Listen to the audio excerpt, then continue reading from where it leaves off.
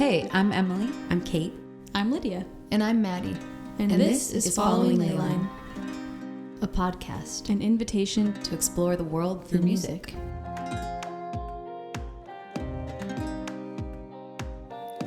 Welcome back. This is episode 5 of Following Ley Line. And today we're going to dive into our song Ciranda, which is a folk song from Brazil. And we went on a pretty crazy adventure to track down the origins of the song.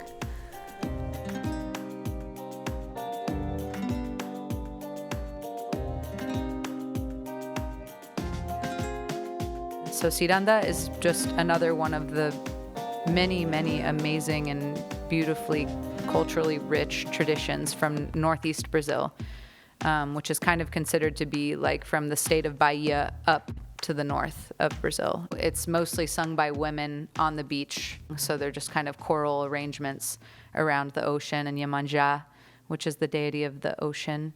And traditionally the instruments are a caixa, which is like a snare drum, maybe pandeiro.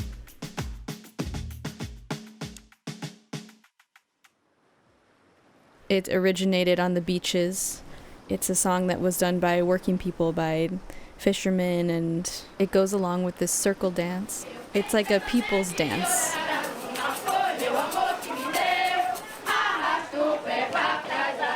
And it's a sweet community experience where it might start with a small group of people dancing, and then slowly more people will join in, and the circle gets bigger and bigger.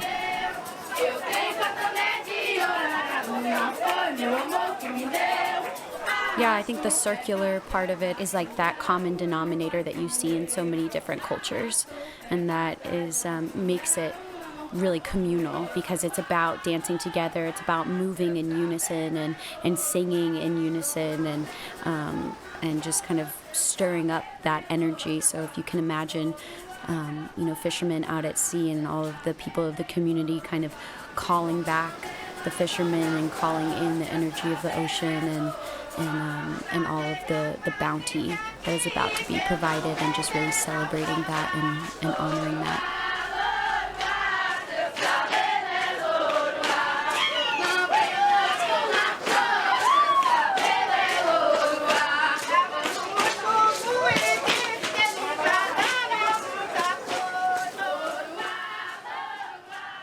Wait, Emily, will you explain the origin of the song? Yeah, I mean, if I'm gonna go back to like when I learned this song, actually the very first time I ever heard it was when I got back from Brazil in 2013, and within 2 days of getting back, I connected with a friend of mine from childhood, and she was playing music with a group of people in a group called Origins, which was a community group here in Austin that was started by a Paulista, a guy from São Paulo named Fabio, and he would invite everybody to meet at Pease Park once a week, and we would rehearse all different kinds of Brazilian music. So it was from maracatu to coco and ciranda. I just immediately felt so at home because after getting back from this trip through Brazil, I was like, wow, this is so fortunate, it feels like, to have come across this group of people that love playing Brazilian music, and I have this amazing opportunity to learn all of these songs. And so that was the first time I heard this Ciranda e Frevo, and for the following years it was kind of like a big mystery trying to figure out what the title of the song was and where it came from and who sang it originally. But I did meet somebody that was very excited about this song at one moment. So in 2014, this was Kate and I's second trip to Brazil. I decided that I would be going on my own up to the Northeast to visit this place where a lot of this music that really inspires me comes from. And I had 1 week to be in Olinda, and I ended up staying with this woman that we all met actually on tour, Daisy. And she was like just my fairy godmother of Brazil and of Olinda in particular. She lived like in the heart of Olinda, and she loves folklore music. And so when I told her about the song Ciranda and that I really wanted to go to Praia do Janga, which is the place where the song was written, and I really just wanted to go to the beach and see what it was like. And I didn't know, what I might find, but turned out to be kind of like a bunch of cars with really loud, like, reggaeton music, and it was just like a pretty ridiculous situation. But I had my little ukulele, and we were walking down the beach, and we were like, let's get a coconut. And we drink a coconut, and this guy all of a sudden comes up, and he's like really engaging and really excited to meet us, and he's like, play a song on the ukulele, play a song on the ukulele. So I get it out, and I start playing, and I'm like, well, I guess I need to play this Siranda y Frevo. And I start singing the song, and he's just like, oh my God, I know where that song comes from. I live next door to the woman who was married to Capiba, the man who wrote the words to that song. And he just really wanted me to come and meet her and get a little closer to the roots of where the song was born. And unfortunately, I never made it. But it felt like such a signature moment of kind of discovering the song and where it comes from, and being part of, even if it was distant, part of the community where the song came from. And so that's kind of the story of discovering Praia do Janga.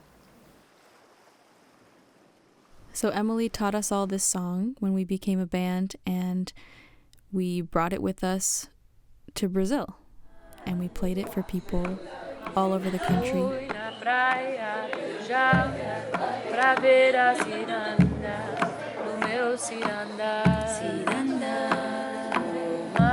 at the end of the trip, when Kate went back to Sao Paulo and the tour ended, me, Maddie, Emilie, and some American friends and some Brazilian friends decided to go on a trip to this really epic island. And part of the reason we wanted to go was to find one of the most famous singers of Siranda. Her name is Lia de Itamaracá, and she's known all over the country for her cirandas, these songs that she's written.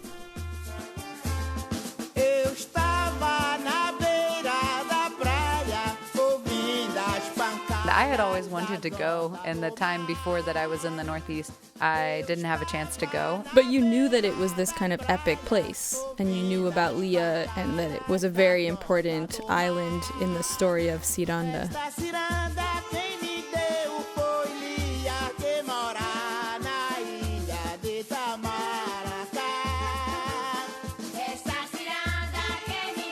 I definitely knew many songs that Lia de Itamaracá had sang, and we sang them with Origins, actually, a few of her songs. So, yeah, the journey was to meet this legend in the tradition, and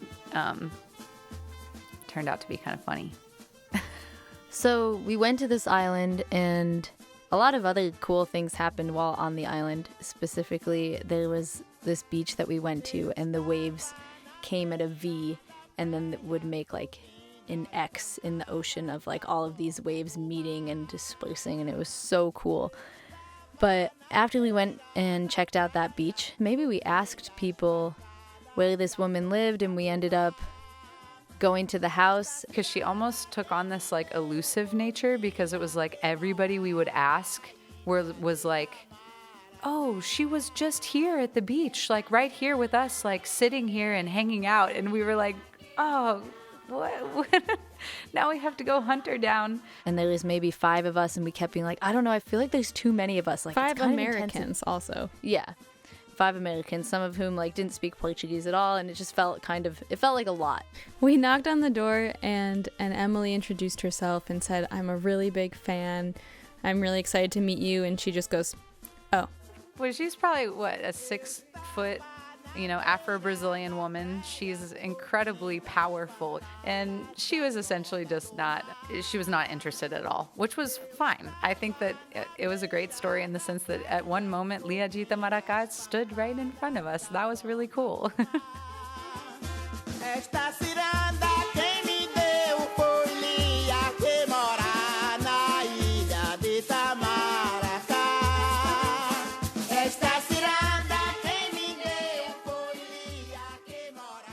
Maddie, tell us about the poetry that you wrote. I kind of think that No, you know what? I think it was the day that we got to Florianopolis, because we got there and Victor surprised us with a whole fish. Lots of fish. Lots of fish. So we went to Brazil all together. My husband's from Brazil, so we went back to go visit his family, and the band came, and we made this tour out of it.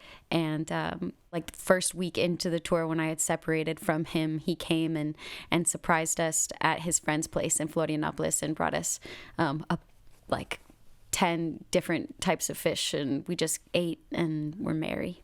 But yeah, go ahead. And it was amazing because didn't we show up on a bus that day? No, the van broke down while we were driving into Florianopolis. It was like at night. And I remember calling Victor and being like, oh my God, what do we do? Can you call your friend? Little did we know that he was with his friend. But the van like literally broke down as we pulled up. It was just amazing because we pull onto to the street and we end up at this house and Victor's there and it's so exciting. And the house is the last building before the beach. It was like 50 feet to be on the beach. I think it was maybe that night that I was walking on the beach by myself beneath the moonlight with the waves and the ocean next to me. And I had like fallen in love pretty recently before leaving to go to Brazil, so I had a heavy heart for like a lot of the trip. And I know I had a long talk with Victor about it, maybe not that day, but like that time in Floripa, just like walking on the beach and being like, what do you do when you miss someone so much? And he gave me just such good advice of just be as present as you possibly can in every moment. So when that's like talking to that person, then, you know, be completely present with that phone call.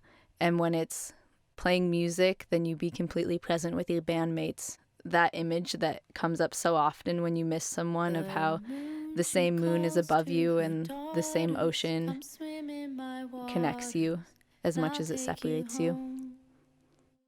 The moon, she calls to her daughters, come swim in my waters, and I'll take you home. Your love awaits on the other side. I think what is really special about the poetry that Maddie wrote is it's kind of our own translation of the feeling of the song and the meaning that we find in it. So it's an opportunity to share this traditional Siranda with a wider audience by including this English part that comes from our own experience and our own hearts. And I think that's a really special thing that music can do. It's something that's shared, and it's something that is always changing, and our perspective is always shifting. The blue I saw in the daylight turned black as the night sky. It's a step still unknown, but something guided my soul and convinced me to come swim. It kept me afloat. We include Siranda in our workshops. We like to teach everyone to dance Siranda and have everyone hold hands and do this circle dance. To call the fishermen back to shore. Those are some of my favorite moments at our shows. Moving in a clockwise direction. And they're moments that people walk away from feeling like so connected, and it's so sweet. I think it just like makes music feel communal again. Kate's gonna come down and lead. I feel like it's become such like a spectator sport. We get asked that a lot of like, how is our music received? And not necessarily our music, but our interpretation of these traditional songs and our fusion, because we fuse a lot of different elements together of traditional and pop, and we try and do it with the most respect, and this is a way of doing that, right? Like telling the stories behind these songs and going deeper.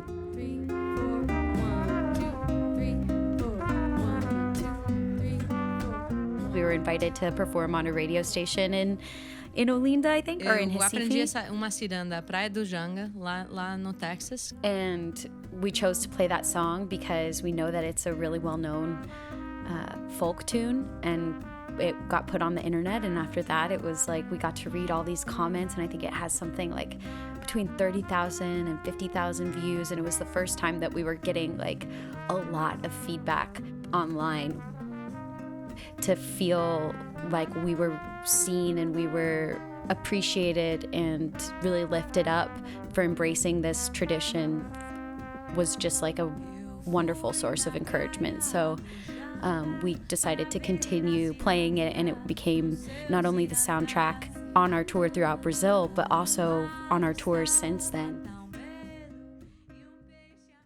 So, fast forward to 2019, we had made a really sweet relationship with this awesome producer and musician in town named Michael Ramos.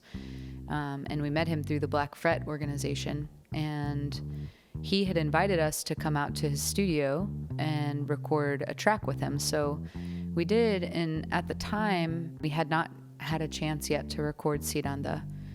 And we weren't sure if it could be on the album, and kind of brought up all of these questions again of whether or not the song was public domain, or if we could have the rights to record it, or if we would need to track someone down. And I think it was on tour the summer before, in 2018, I started kind of investigating. I have this friend who lives in Olinda and is very prominent in kind of the folklore music scene of the northeast of Brazil, and I reached out and I was like, hey, how can I figure out who this song belongs to, and if we would need to get permission in order to record the song and have it on the album. And he passed me on to another friend, and she was really helpful and immediately gave me the contact information of Dona Zezita.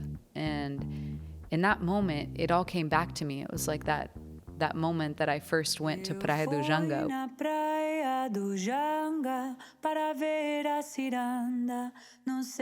And met this man who was just so excited to hear the song and inviting me to come and meet Dona Zezita. Dona Zezita, você tem que vir para casa de Dona Zezita. And Dona Zezita is the wife of Capiba, the composer of this song, Ciranda e Frevo. He was born in 1904 and died in 1997. Capiba's name is Lourenço da Fonseca Barbosa, and he took on the stage name of Capiba. So I finally get her number. I called a couple times and didn't have luck, and finally it went through. Alô? Alô, Dona Zezita. É? Meu nome é Emilie. Emília. Emília. E eu liguei, né? Eu contatei vários amigos para encontrar o contato da senhora. And she was just so full of joy and excited to hear that we were recording the song. Pode gravar, eu já te falei que pode gravar. And she was like, I don't know, what I need to do for you guys to give you just 100% permission to record the song and share it with the world. Pode gravar, você pode gravar uma outra qualquer se quiser. Diga que fui eu que liberei. Oh, muito obrigada. Você fala, me fala o nome. And so it was just this really sweet conversation with this woman. Maria José Barbosa. Now I really can't wait to get back to Pernambuco and go and spend some time with her and just get to know her. Muito obrigada, viu? Nada. Beijo. Até breve, beijo. Boa noite. I touched briefly earlier on how culture is represented through music and how you can tell the values of a community by the songs that they sing. And this is something that we, include in our educational workshops when we do festivals and when we are on tour. We like to bring kind of this element to our performances. So I was curious if anybody else had anything to say about this song in particular, and if we could tell people what it means and what's represented in the song. Yeah, I really appreciate Maddie's poetry because it really resonates with the Portuguese part of the song. The chorus says, I imagine like as a woman or fisherman's wife is looking off into the sea and says, Não era peixe, era Iemanjá, dançando a ciranda no meio do mar. No meio do mar, it wasn't a fish, it was Iemanjá dancing Siranda in the middle of the ocean. And just that image alone is so majestic. And Maddie's interpretation and poem, without even really talking much about what the lyrics meant. I don't feel like we ever really broke down the song so much to talk about the specific lyrics, but it just kind of has that magical nature of speaking to the ocean and watching the sea and sharing more of like a metaphorical, imaginary relationship with the ocean and our emotional state or what might be happening in our lives. And so I really love that. It reminds me of our story in the last podcast about walking out into the middle of the sea at night under the full moon. It's like using imagination to comfort oneself, like looking out into the ocean and allowing your imagination to like run wild to all the places it wishes it could go, and what you see in the darkness and what you see in the mystery, like that longing that a fisherman's wife has to see their husband coming in on a boat, or the longing of when you've lost somebody and you look out in the ocean imagining that they could be any place in the mystery. And that I think by like talking about Yemanja, it's like the similar to saying that you see God in that darkness, that you see whatever it is you need to see. Part of us wanting to go to Ilha de Itamaracá was like to witness, hopefully, some of that like magical nature of Siranda being practiced on a beach and feeling that. And I think that there is so much charm in just going to visit a place where that's known to be part of the history and where that's known to have happened so many hundreds of times on that beach. And even though, you know, we didn't get to see it, it was kind of like my visit to Praia do Janga. It was like, you know, it was like, well, that's what it is right now in the modern day, but just the feeling of being here, you know, it's like going to the Colosseum or something. It's like you can sense the power of a certain place, and when it's through music and just how many circles have been spun and walked by all of the people that live in that community and the generations that have been there before, it all of a sudden becomes so powerful.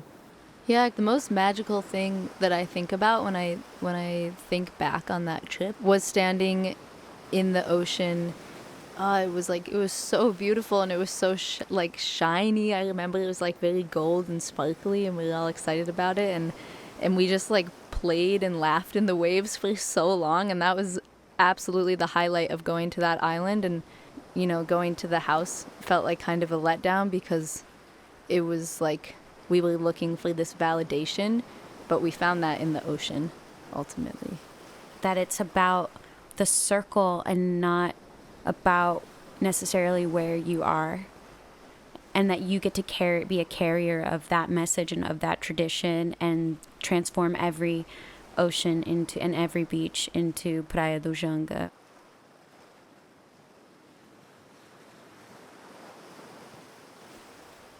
Thank you so much for tuning in to our episode about Siranda, our song for the ocean. And all rivers lead to the ocean. So we're going to trace back to all those fresh waterways that sustain life around the world. And our next podcast episode will be about Oshun, our song and prayer for fresh water around the world.